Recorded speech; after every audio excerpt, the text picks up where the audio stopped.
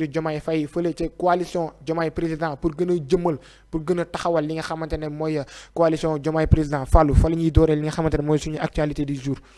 Mimi Touré hier il a installé un réseau qu'on appelle le réseau Tinky Tank. Tinky Tank. Tinky Tank. Démb c'était lancé au niveau des cadres de la coalition Diomaye président. C'est un réseau qu'il a dit lors de sa prise de parole mu xamal ci nit ñi ni. dafa am yéene débat public bi changé. te loolu c'est à saluer. parce que lu tax débat public bi ça doit être changé parce que man ces temps-ci le Sénégal le débat public da ngay xool lu ci ëpp ce sont des calomnies. ce sont des insultes. ce sont des prises de parole yi nga xamante ni ça nous apporte nulle part. des attaques crypto-personnelles. des attaques crypto-personnelles. Or le Sénégal pendant les 2 ans de gouvernance de son excellence le président Bassirou Diomaye Diakhar Faye. les Sénégalais attendent beaucoup de choses. Pour moi le débat ça doit tourner sur des débats économiques. tax dëkk bi tey fu mu toll ci wàllu économie tey war nañ indi ay experts en matière d'économie. ñu toog sur les plateaux de télévision. ñuy joxe seeni idées nan la ñu war a mën a defaat ba suqali économie. débat bi tey war na tourner ci agriculture. débat bi tey war na tourner ci élevage. débat bi tey war na tourner ci secteur de la santé. mais débat bi tey war na tourner tey boo xoolee tey ce qui se passe au niveau de la transport. tey débat bi tey actuellement Sénégal man je disais que on devait attendre à un débat sur ce qui se passe au niveau du transport. N'oubliez pas que Sénégal pendant d'ici 8 jours mën nañ ni 8 jours a ngi nii wala 7 jours. point secteur transport bi dañoo taxaw. te récemment j'ai vu des communiqués yi nga xamante ni jógee na ci secteur de santé. ñu ngi préparer grève. kon débat bi war na mën a nekk tey secteur de l'éducation qu'est-ce qui s'est passé lan moo xew ci secteur de l'éducation. tey débat bi tey foofu Mimi Touré bëgg koo yóbbu. fa lay woo Sénégalais yi. foofu lay woo Sénégalais yi. te man ce sont des choses très importantes yi nga xamante ni pour man. débat bi foofu la war a ñëw mais débat bi tey warut a nekkati ay calomnier ay nangam ay insultes parce que pour man l'insulte c'est l'arme des faibles. saaga arme nit ku faible la. saaga arme nit ku amul argument la. pour man ku amul argument mooy saaga ndax saaga du ça du mel nulle part. amul askan bi benn njariñ. amul askan bi benn njariñ nit munoo xëy di ko saaga développer lu réew. nit munoo xëy di saaga ba réew mi développer munta ne. réew mi munta développer ci ay calomnier munta ne.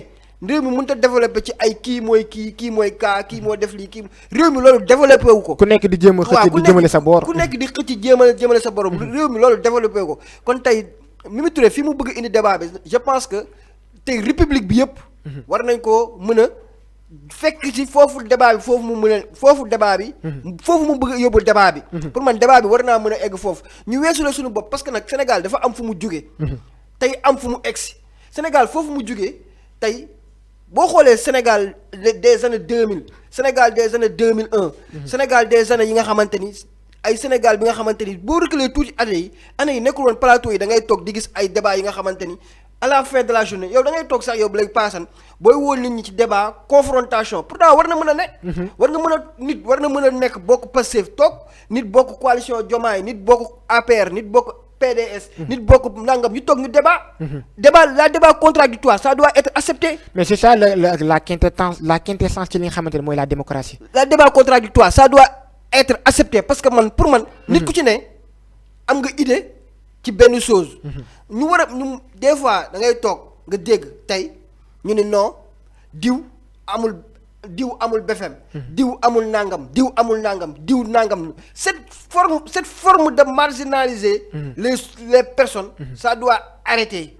nit ku ci ne pour man sujet bu ñëw tey ñu ne nangam moo xew ci réew mi nit ku ci ne war nga ci mën a joxe say idée. effectivement ci yar. ak ci teggin. et puis te xëy na Mimi Touré dugul foofu mais parce que loolu lu ma bëgg a. lu la soxal la. waaw lu ma soxal la. parce que. bëgg naa ko souligner. parce que tey lu tax débat bi egsi fii tamit am na ñi nga xamante ni am nañ ci part de responsabilité. mooy ñan mooy ce que entre guillemets certains journalistes. effectivement parce que j'ai l'impression qu'au Sénégal les journalistes sont oubliés ce qu'on appelle éthique. et déontologie. man j'ai l'impression que les Sénégalais commencent à oublier cela. pourquoi man xibaar bu ñëw. man je me dis que étant un journaliste professionnel qui a appris l'éthique et la déontologie xibaar bu ñëw war nga cee mën a am éthique war nga cee mën a am déontologie.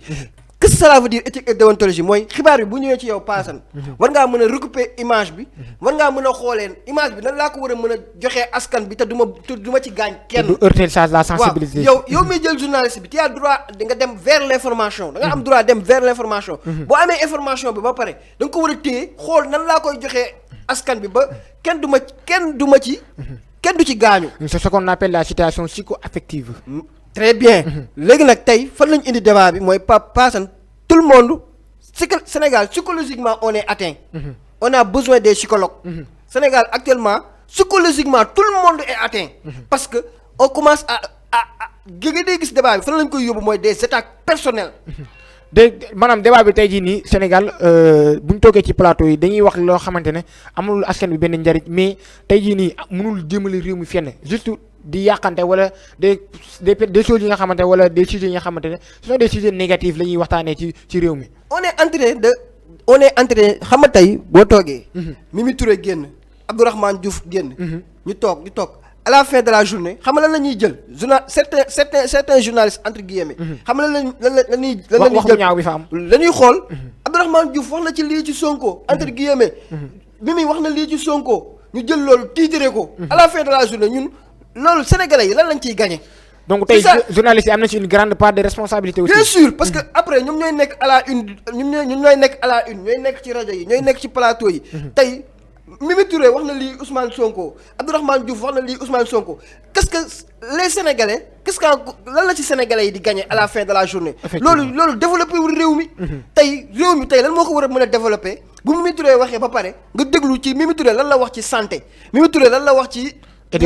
éducation bi. Mimi Touré tey grève yi nga xamante ni transporteurs yi ñu ngi koy grève ban point de la ci wax ndax tey ku ni tey grève bi di am Sénégal impacté wu la. tey da ngaa bëggul doxi say soxla.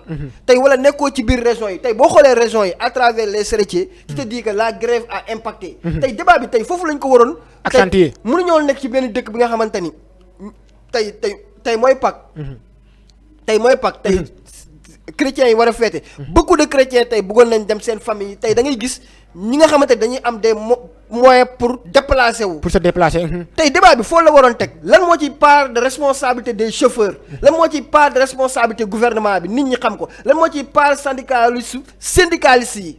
ndax syndicalistes yi am nañ ci part de responsabilité les chauffeurs am nañ ci part de responsabilité. le gouvernement am na ci part de responsabilité que chacun tire ses parts de responsabilité mais à la fin de la journée population bi mooy gaañu. mais population bi tamit loolu muy gaañu tey kenn ku ci ne war nañ ci tirer part de responsabilité tey mënoo comprendre grève boo xamante ni dem na pendant 6 jours.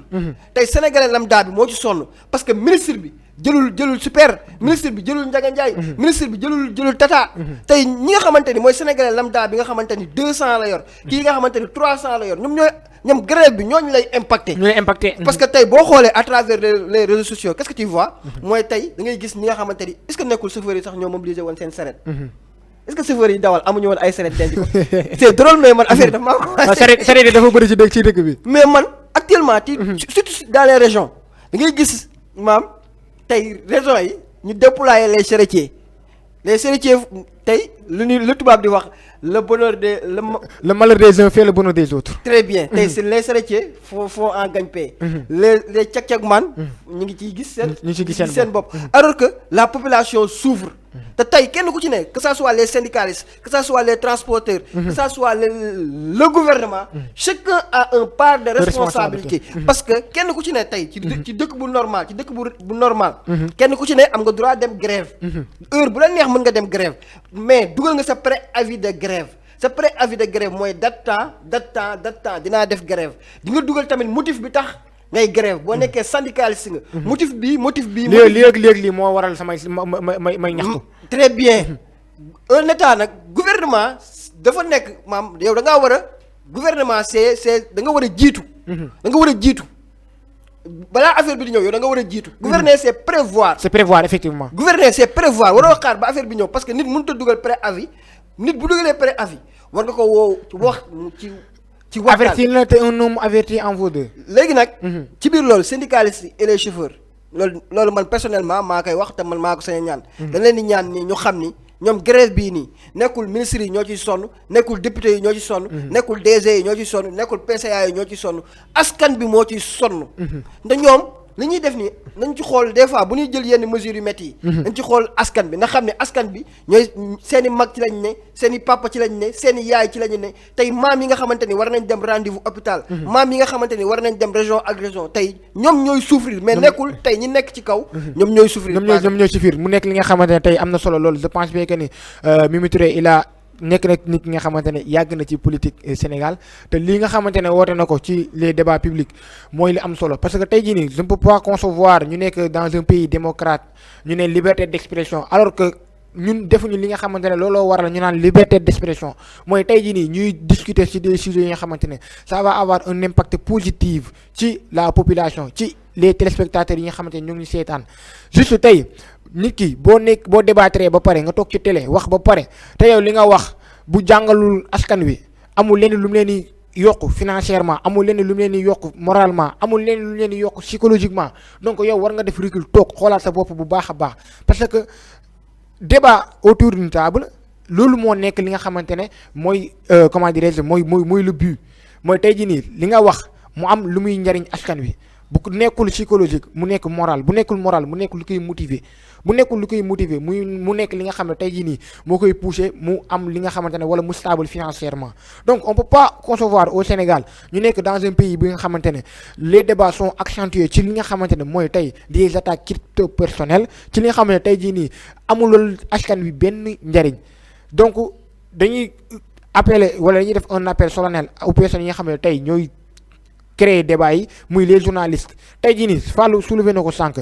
dañoo ne dans le métier du journalisme da nga war a nekk ki nga xamante ne da nga am un impact positif sur la société même wax nañ la les informations yi nga xamante ne dafay heurter la sensibilité wala dafay heurter la sensibilité de la majorité des populations sax t'es pas obligé ngay divulguer information yooyu noonu donc bu fekkee tey jii nii yow mii di journaliste ñu wax la loolu noonu et on constate au Sénégal les journalistes la majeure partie sax laay wax des journalistes la majeure partie des titrages la majeure partie des unes yi nga xamante ne tey ñu ngi koy am ci suñuy journaux ñu ngi koy am ci suñuy site internet nekkul leen lu dul ce qui heurte la sensibilité de la population nekkul leen lu dul pour xool yow xooloo information bi ngay joxe ban impact lay am xooloo information bi ngay joxe ndax c'est positif wala c'est négatif yow lenn mooy nekk sa but mooy information bi ngay joxe ndax dina am visibilité te loolu war nañ cee taxaw seetlu bu baax a baax waruñu nekk des journalistes yoo xamante ne on est à la quête de la visibilité loolu dañoo war a dépasser loolu ñun dañoo war a delluwaat en arrière